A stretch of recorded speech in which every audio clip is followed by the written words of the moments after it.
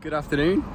It's been a little while since I carved out some adventure time, let alone did a little film like this, but the last few days, well, stuff has come together. I've just got a train in from the Big Sky Hideaway all the way to Nottingham.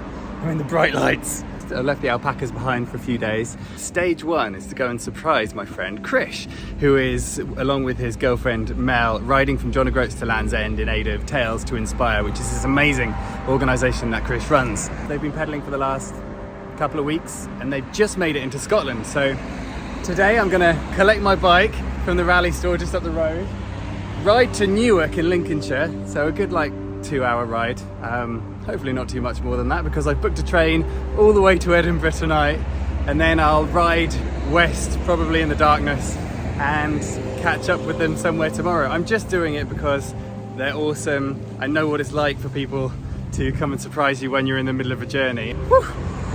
Let's go!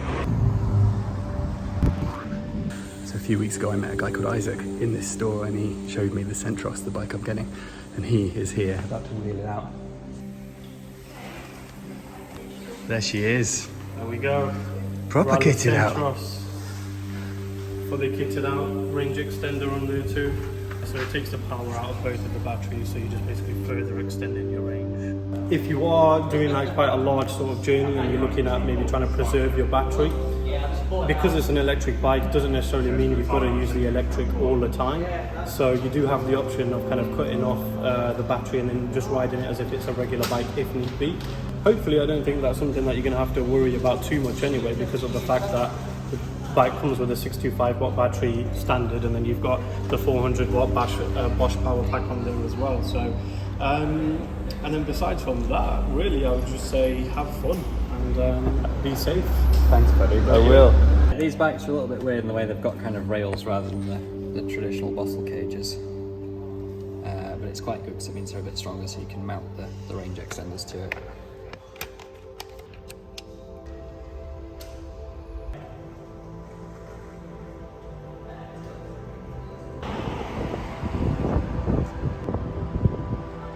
Couple of miles in, the bike is lovely. About to leave Nottingham, head for Newark. Let's do this.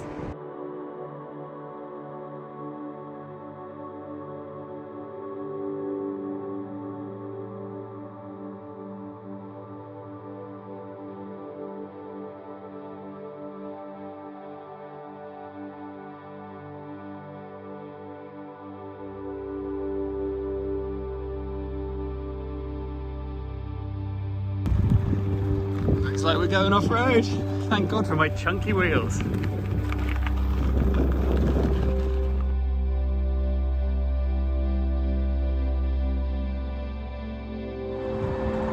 Hello Newark.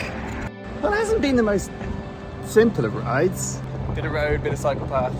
All in all, not too bad. And I'm in Newark half an hour ahead of schedule, which means I'm going to get my train to Edinburgh and hopefully charge up my battery on the train. I had so much time to play with, I stopped into Halfords, unnamed bike store, and my butt hurts, has done ever since I rode a water bike the length of Norway, and yeah, padded shorts needed.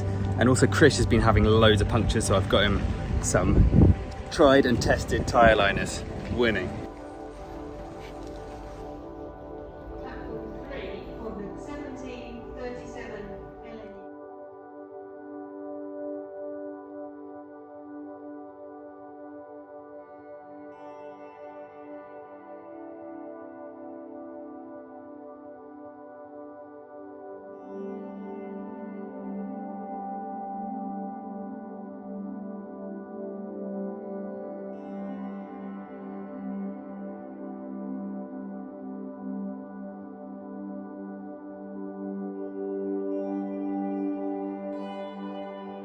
Hello! When was the last time you saw the sea, Falk? Years ago. It's a lovely city, isn't it? But I really missed it.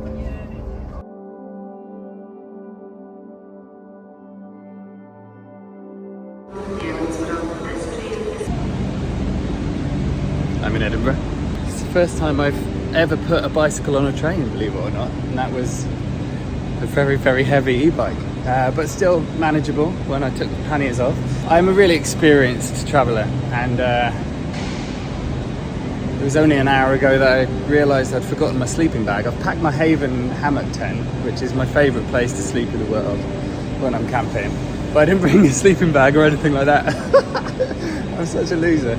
So I am gonna ride west out of town, foregoing all the opportunities to stay with friends, and I'm gonna get a head start on my morning journey. And I'm gonna stop at like an Asda supermarket. Might be able to buy a cheap sleeping bag which will keep me warm for the next few nights.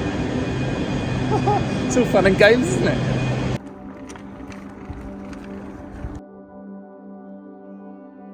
It's a very nicely lit yet incredibly dark cycleway, and I'm trying desperately not to crash my brand new e-bike into the river. This feels very sketchy. Very narrow pathway alongside a viaduct. I just want to be in Sainsbury's right now.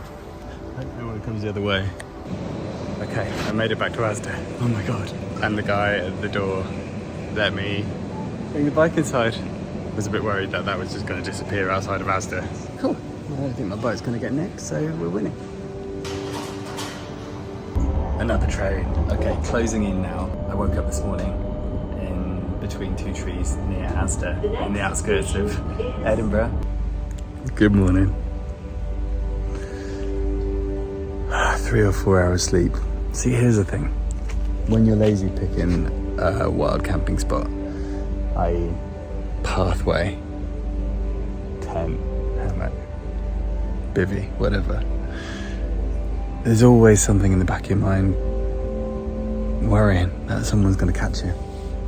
Not that it's a problem because there's right of Rome in Scotland, but this is not.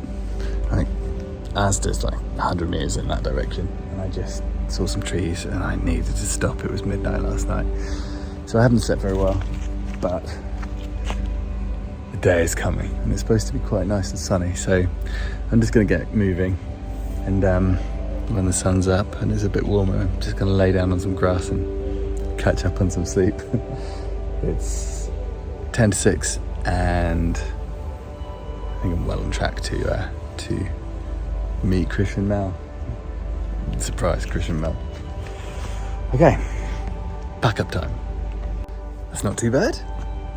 First morning packing up with what is a brand new setup, new panniers, new gear. 20 minutes. Wicked. I'll be on for 19 tomorrow morning.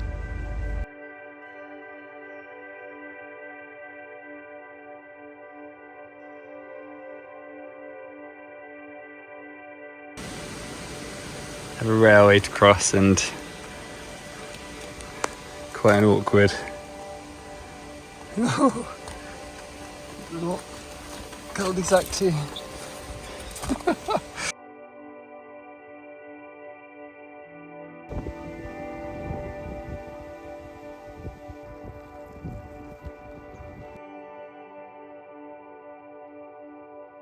I cycled all the way to Livingston for a couple of hours, just had some breakfast, and now on a train from South Livingston to a little place called Shotts, just east of Glasgow, because I wasn't going to be able to intercept Krish and Mel if I cycled from Livingston. So I've hopped a little train, it's brilliant, just got straight on. It's pretty much empty.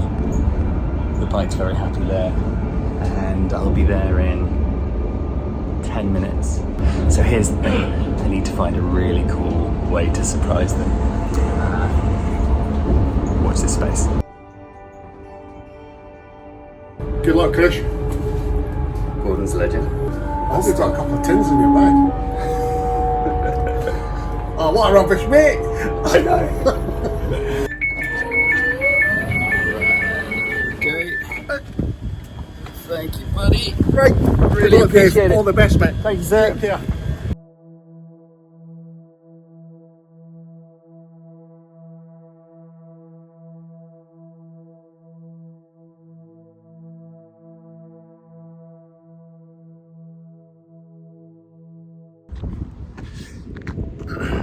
Mel's trying to share her location with me, but it's not working.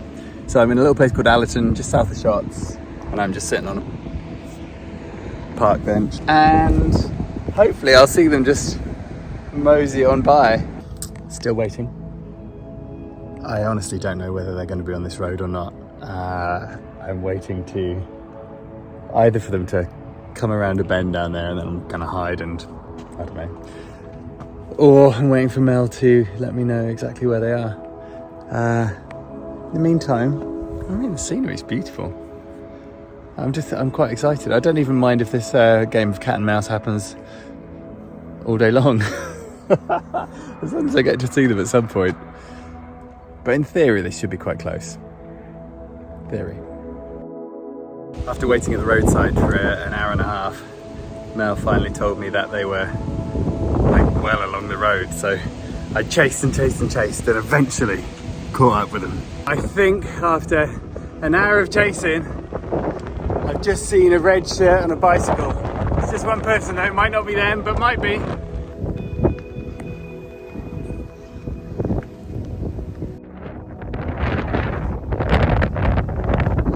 Had some puncture trouble. This is brand new information. Did you know David Lovin? No wonder you're having lunch at a weird place as well. And you kept looking at your phone. Get in there, that is class. Oh man, you scared the crap out of me then. Oh mate, get in there. Oh, happy days. Hi, you okay? Hello. It's nice to see you. I'm glad you managed to find us. Yeah, me too. I've been chasing you all day. Have you actually? Yeah. We got a train down to Cornwall and we went to pick up the tickets from Manchester and they gave us all of these tickets.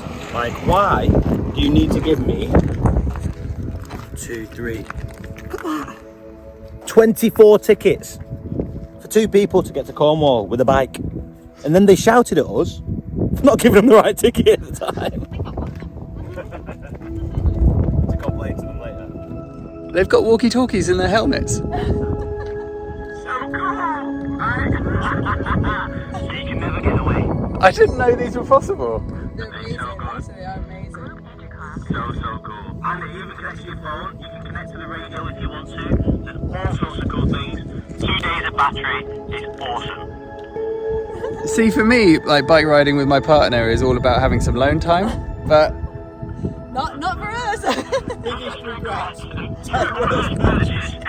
Krish has been the voice literally inside of our head. Right, telepathic.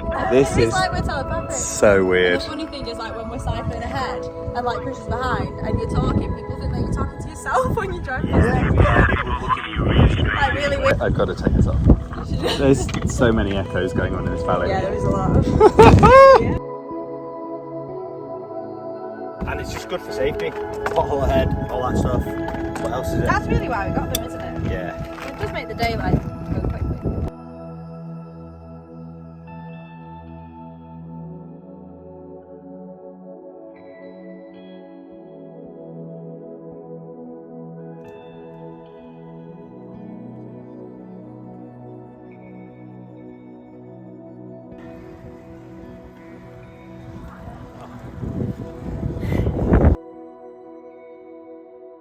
So we're 15 days in. Last night when we counted, we'd done 727.49 miles, which I just actually can't comprehend. Like when I checked the map on day 2, we were literally like this far into the country, and Krish was like, "Don't show me that again." But now when I look at it, we're actually more than, I think we're 2/3 of the way in. It's crazy how chipping away at it day by day, we've actually covered quite a significant distance now, haven't we? You would definitely be going faster if you didn't have them. For me, I'm in good spirits. Yeah, definitely feeling more positive than the first week was tough. But yeah, feeling better now. 6 days left. You learn to adapt on these things, and I think the first week was lots of learning, and now our body and everything we're doing, we're learning to adapt. And muscles are tired, but we're feeling like we're able to get up and keep going on the bike, which I just didn't expect, to be honest. So that's been good. you felt muscles that you didn't realise you had, right? Yeah, I didn't know that I had quad muscles.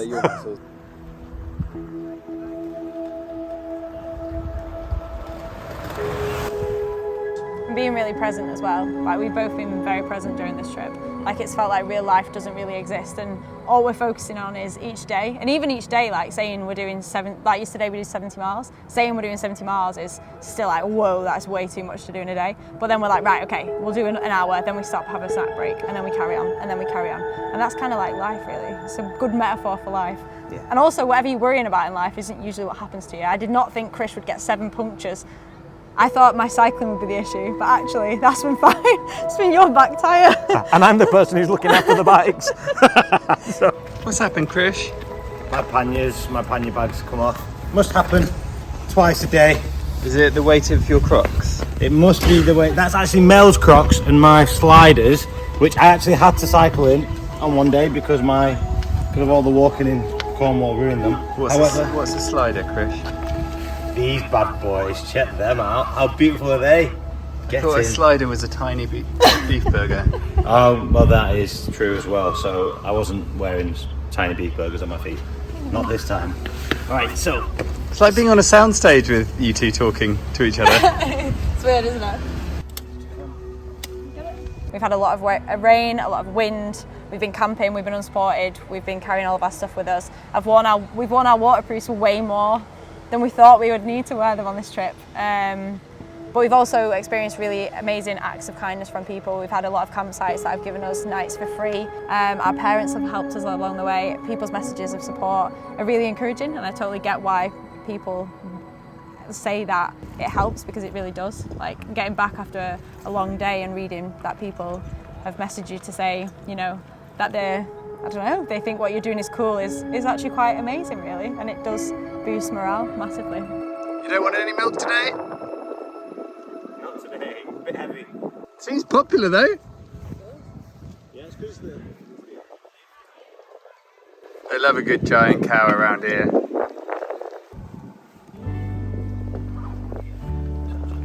Let's do this, on to the next stage, up towards Stirling, and I've got no idea what direction that is, so we'll see where it goes. I think it's that way.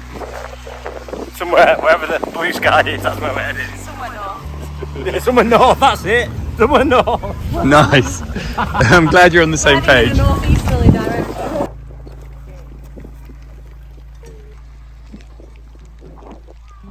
Definitely ignites the spark, doesn't it? Like when you're down in the dumps and you're really putting yourself through and you're questioning yourself, why are you doing this? A message from someone, maybe a stranger or a friend, someone you've not heard from for a while, and it just, you know what, it's just like, man, you know, you're connected. And that feeling of connection will take you anywhere, you know, take you to John O'Groats.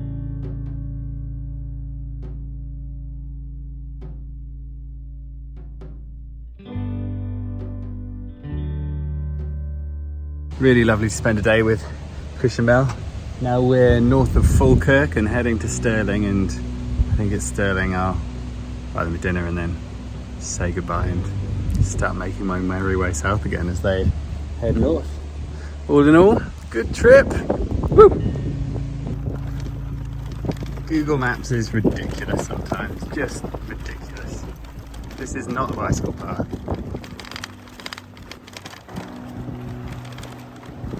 Ridiculous. So that's my time with Krish and Mel done.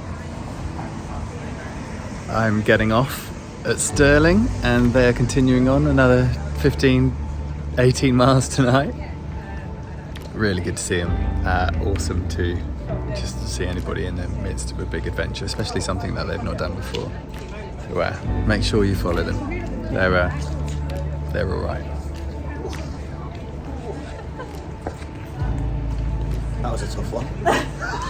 Got me. Just getting back onto the bike. I know it's easy to make these journeys out as kind of romantic and stuff, but more often than not, there's traffic jams and gravel roads and wrong turns and, you know, setting off for an evening pedal next to Nando's. Land's End to John O'Groats. See you later. See you later. You're all right. See you in a bit.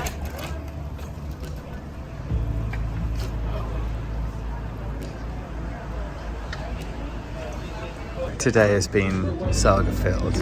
Amazing to catch up with Krish and Mel, but I didn't realise that the Edinburgh Fringe was on at the moment. And not only is all the accommodation in Edinburgh taken up, but everything in Glasgow and Falkirk and Stirling as well.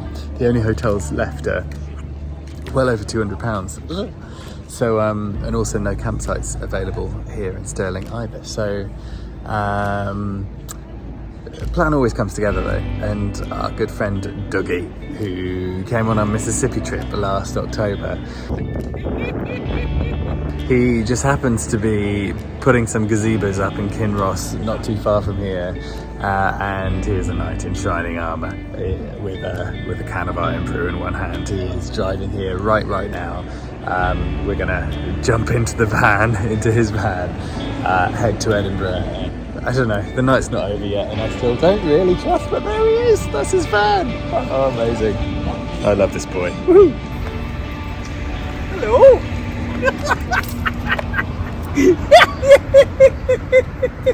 Hello everybody. We are riding a bike from Land's End to John O'Groats for Tales to Inspire. We support young people and adults through storytelling and resilience workshops and raising aspirations and all sorts of really cool stuff. It's something I've never done before, never cycled, only got a bike 2 months ago. Maybe we can look at people in a different light and do something a little bit different to make an impact within our society.